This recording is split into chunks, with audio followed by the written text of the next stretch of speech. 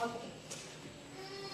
I saw your clip in the video from the Wall Street Journal, and you repeated again tonight that it's the part of the reason why the confidentiality agreement was signed in the first place was because they didn't know any better, because of the inexperience, because they're not professionals that are, running the city full time. I don't think that ignorance of the law and ignorance of procedure is an excuse for signing something like that that totally keeps people in the dark. Not just speaking to you, but for anyone who's here. And, but at the same time, Pat Lamping signed it. He's a professional. He should have known better.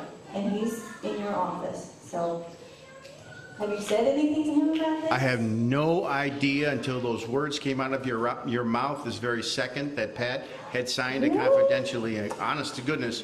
But you got to understand. You got to understand something about the county commission. Pat and I don't sit down and talk. We can't. It's illegal for us to sit down and talk. When Pat and I sit down and talk, that's a quorum. So it has to be a posted meeting and an open session. So, I have had my discussions with folks. Now, Pat was at the meeting when Festus came and talked about the airport and all that stuff.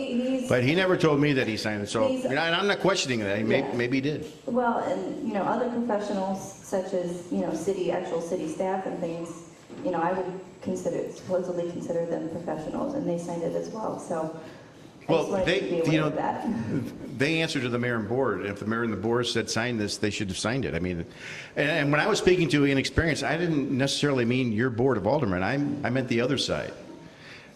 The company, this particular company is on new ground here.